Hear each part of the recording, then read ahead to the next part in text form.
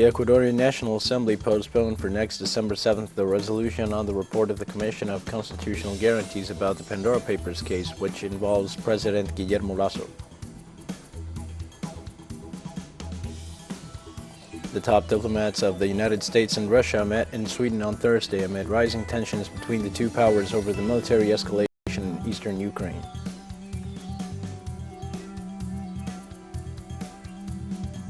South African President Cyril Ramaphosa warned against the risk of health apartheid on Thursday as he condemned the travel bans imposed on his country after it detected the new Omicron variant of COVID-19.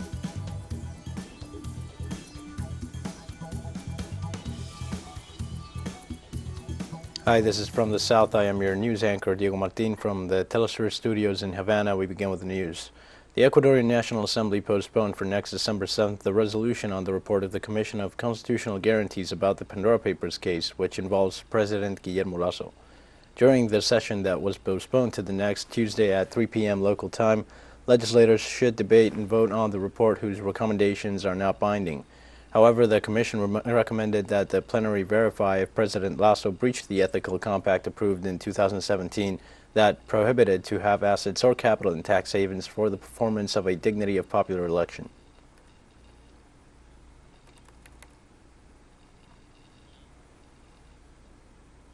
Now we go to Brazil, a country experiencing a deficit of 6 million homes. In this context, the government of Jair Bolsonaro has eliminated housing programs for the low-income population. From Sao Paulo, our correspondent Ignacio Lemus brings us more details. The fourth highest unemployment rate in the world. The average wage reached the lowest level in 5 years, and inflation leading fuel, food, rents, and utilities to records high. $700 between rents, electricity and water. My salary is $1,400 and I receive it every 45 days. It's not enough to survive with 3 children. Only 26% of children get free meals a day. Less than half of the Brazilian population eats properly. It is not enough to pay the rent, buy food, meat, gas containers, school, supplies, etc. Despite the Supreme Court prohibited evictions during the pandemic, real estate interests remain in other judicial and political institutions. When the rent cannot be paid, what happens is eviction and homelessness. If the rent, water and electricity are combined, how does the person survive? In the face of an increase in homelessness, occupations are growing, such as the Luisa Mahin, where almost 200 homeless workers movement families have reached 4 months of resistance in the midst of the pandemic. We're not so well because we sleep in canvas tents. Sometimes we wake up at dawn in the rain, but we keep going. The government of Jair Bolsonaro eliminated the Minha Casa, Minha Vida, a housing program that during the government of Dilma Rousseff promised 3 million low-income housing units. It was replaced by the Casa Verde Amarela program.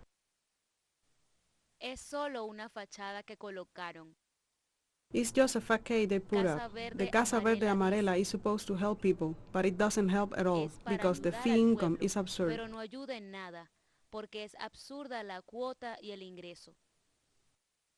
The program focuses on the middle class and does not include the most vulnerable sectors of the population, who make up 70% of the housing deficit. The Casa Verde Amarela program is a scam of Bolsonaro's. It is for those who have money. It does not work. Everyone knows that the program he invented is for those who earn more than 3 minimum wages.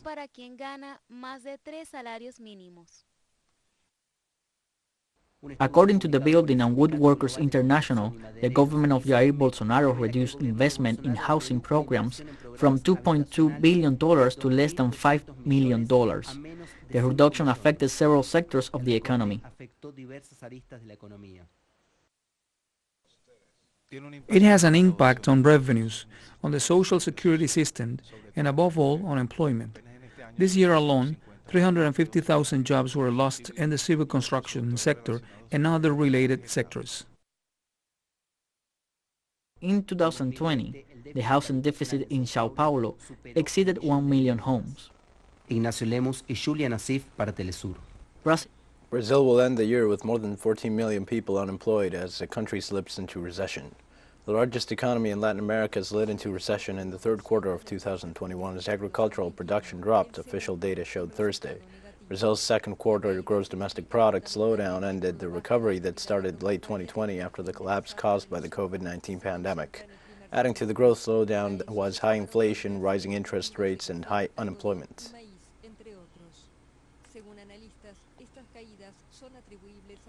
Former Bolivian legislator Lidia Patti announced she will present a request to the prosecutor's office in La Paz for the arrest of the governor of Santa Cruz, Luis Fernando Camacho, for his alleged participation in the 2019 coup. The former parliamentarian for the movement towards socialism will back the request for Camacho's arrest for the alleged crimes of sedition, terrorism, and conspiracy. Her lawyer explained that several of the documents required to issue the arrest warrant against Camacho have already been presented. The Santa Cruz governor is a fierce opponent of the MAS government and is known for promoting destabilizing and violent acts and for supporting the coup.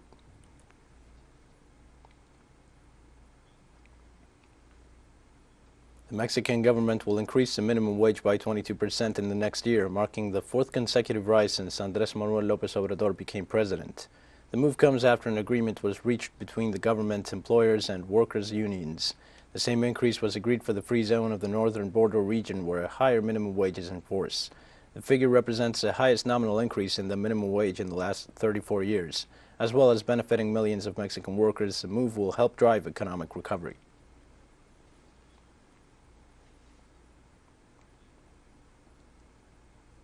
This Thursday marked the 65th anniversary of the arrival of the Gran Mayac to the coast of Cuba, a journey that changed the history of the Caribbean island. Granma's landing took place at Las Coloradas Beach in the east of the island, with 82 expeditionaries on board, having set out from Tuxpan, Mexico, a week before. The landing party was bombarded by helicopters and airplanes of Batista's dictatorship soon after landing, killing the majority. Those who survived managed to escape into Sierra Maestra mountain range, from where they conducted a guerrilla war to overthrow the regime. We'll take a short break now. Join us again after this.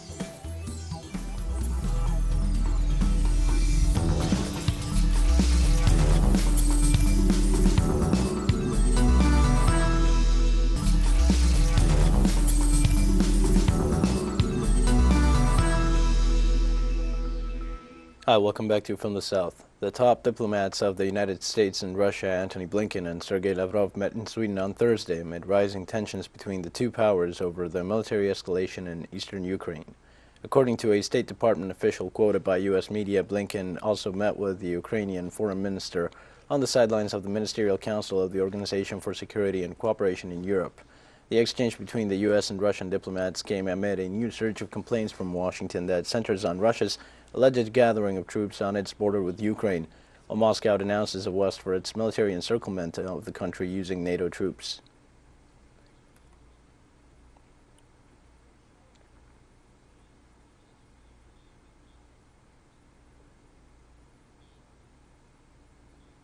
Russian Foreign Minister Sergei Lavrov warned of a nightmare scenario of military confrontation in Europe as tensions rise over Ukraine. Speaking as part of the ministerial meeting of the Organization for Security and Cooperation in Europe, hosted by Sweden, Lavrov insisted on the threat to geopolitical stability posed by NATO troops close to Russian borders. U.S. medium-range missiles are about to appear in Europe. The nightmare scenario of military confrontation that our continent experienced after the well-known NATO double solution is returning. Europe remains silent. Ukraine is being pumped up militarily, which fuels Kiev's desire to sabotage the Minsk agreements and fuels the illusion that the conflict can be resolved by force. The strategic stability architecture is rapidly eroding. NATO refuses to consider our proposals to de-escalate tensions and prevent dangerous incidents in a constructive way. On the contrary, the alliance's military infrastructure is irresponsibly moving closer to Russia's borders. Missile defense systems have been deployed in Romania and Poland that can be used as strike systems. Meanwhile, United States Secretary of State Antony Blinken accused Russia of breaching the Minsk agreements and criticized Moscow's alleged troop buildup on the Ukrainian border. And so we call on Russia to respect Ukraine's sovereignty and territorial integrity, to de-escalate, reverse the recent troop buildup, return forces to normal, peaceful positions, and to implement the Minsk commitments, especially the ceasefire provisions and those allowing OSCE monitors unfettered access. Diplomacy is... And Russia's Federal Security Service arrested 3 Ukrainian military intelligence agents accused of plotting to carry out terrorist attacks in Russia. All 3 Ukrainian nationals had confessed to being recruited by Ukraine's military and security services, according to the security service. The Russian intelligence service said one of those detained had planned to detonate 2 explosive devices at an undisclosed location. The news come as tensions between the 2 countries escalate over Kiev's accusations of Russian military buildup and planned invasions at the same time that Ukrainian troops have been deployed in huge numbers to the border area.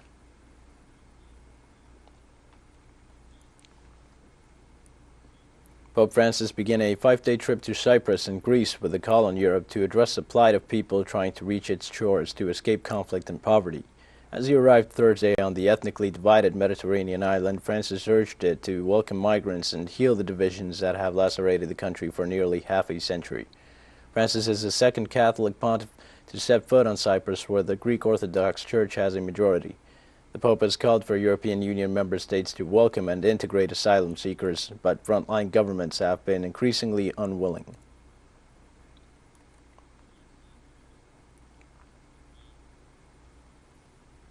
The first ever Palestinian national football team for amputees has been launched and hopes to qualify for the Amputee Football World Cup. The 20 players on the team were selected from among 5 clubs in the Israeli-occupied and blockaded Gaza Strip for players who have lost limbs due to Israeli repression and attacks. The team is training at the Palestine Stadium in Gaza City under the supervision of the International Committee of the Red Cross. They are preparing for qualifying matches to be held in March 2022 in Iran.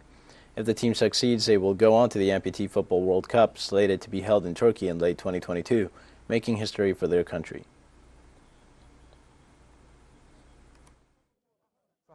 From the moment of injury, my life has not changed.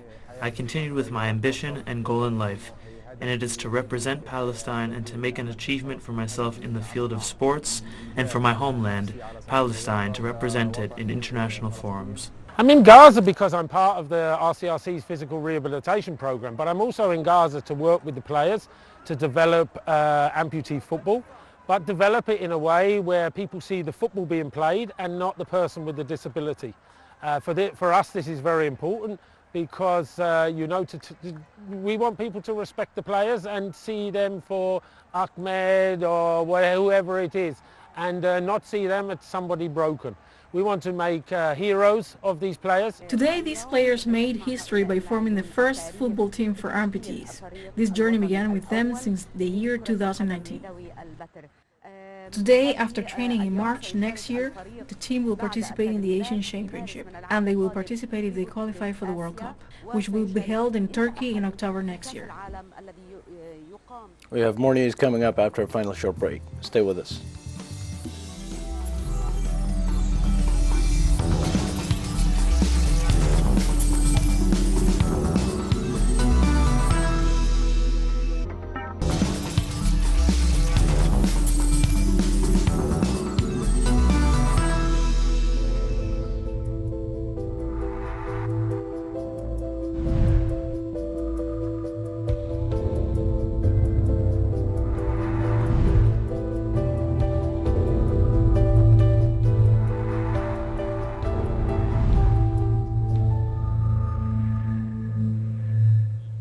Hi, welcome back. South African President Cyril Ramaphosa warned against the risk of health apartheid on Thursday as he condemned the travel bans imposed in his country after it detected the new Omicron strain of COVID-19. On a visit to Ivory Coast, Ramaphosa said the curbs, which many countries have also applied to countries across southern Africa, were regrettable, unfair, and unscientific, and warned of the harm they will cause to the travel and tourism industries of the region. The South African president also called for a global guarantee to ensure that vaccines and treatments for COVID-19 are produced at scale and made freely and equitably available to all people.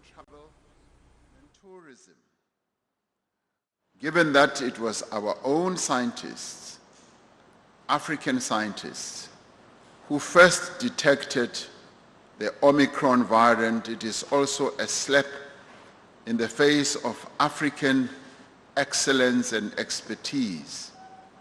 These bans will cause untold damage, in particular to travel and tourism, that sustain businesses and livelihoods in South Africa and the Southern African region. As South Africa, we stand firmly against any form of health apartheid in the fight against this pandemic.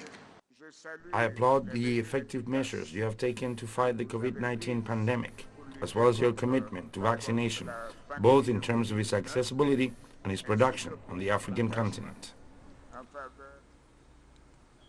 South Africa has accelerated its COVID-19 vaccination campaign by offering jabs at pop-up sites in shopping centers and transport hubs to combat a rapid rise in new cases a week after the discovery of the Omicron variant in the country. Tests indicate the variant is spreading rapidly and is now in 5 of South Africa's 9 provinces. Gauteng province, the country's economic hub, is a hotspot for infections with more than 70% of the new cases. It is not known how many of the new cases are Omicron because scientists can only do full genetic sequencing on a small number of the total positive cases.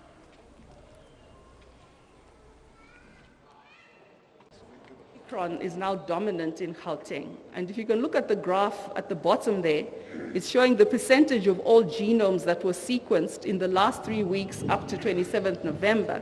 You can see there the red, okay, I don't have a pointer, the red bars are Omicron. The green bars are Delta. So you can see the week prior to 47, the week 44, which is the week prior, Delta was still fairly dominant in our province. But starting from week 45, 46, 47, we're seeing Omicron as the dominant variant. We are worried about the rapid rise in these numbers, and we want to deal with it as if we are in the 4th wave, whether technically declared or not. That's how we are responding. So we are repurposing the beds, we are preparing the health system, we're going back to the things we have done in the run-up to the peak of the first wave, the second wave, and the third wave, as you know. The third wave was much higher for us. The Peruvian government of President Pedro Castillo announced new restrictive measures against the Omicron variant today after Brazil confirmed the first cases in Latin America. After a partial closure of land borders, Peru will completely close its border crossings as of December 10th. In addition, the curfew scheduled for the Christmas and New Year's festivities has been brought forward. Authorities also plan to ramp up the vaccination campaign. To date, more than 50% of Peruvians have completed their inoculation against COVID-19. Over 60% have received at least 1 dose, and about 2% of the total population has received a booster shot.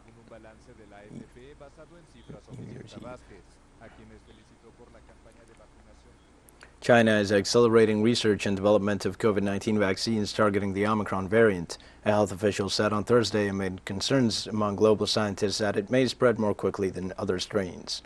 The potential vaccines against Omicron, dubbed a variant of concern by the World Health Organization, might not eventually be used, but it was necessary for China to make such preparation. As they claim, there is no firm evidence yet whether Omicron will evade the vaccine-induced immunity, but most existing shots are still expected to help reduce severe disease and death, he added. Chinese vaccine maker Sinovac Biotech said it was evaluating whether its vaccines work against Omicron or whether the company needs to develop new ones.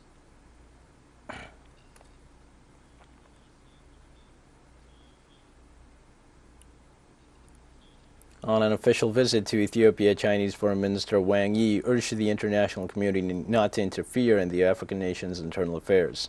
After attending the 8th Ministerial Conference of the Forum on China-Africa Cooperation, China's top diplomat met with Ethiopian Deputy Prime Minister and Foreign Minister Demeke Mekonnen. He noted that the two nations enjoy traditional ties of friendship and have become comprehensive strategic partners. Wang expressed confidence that the Ethiopian government has the ability and wisdom to resolve the internal conflict through political means, in accordance with the law, to achieve inclusiveness and stability. He also noted that peace talks are the only way out of the conflict.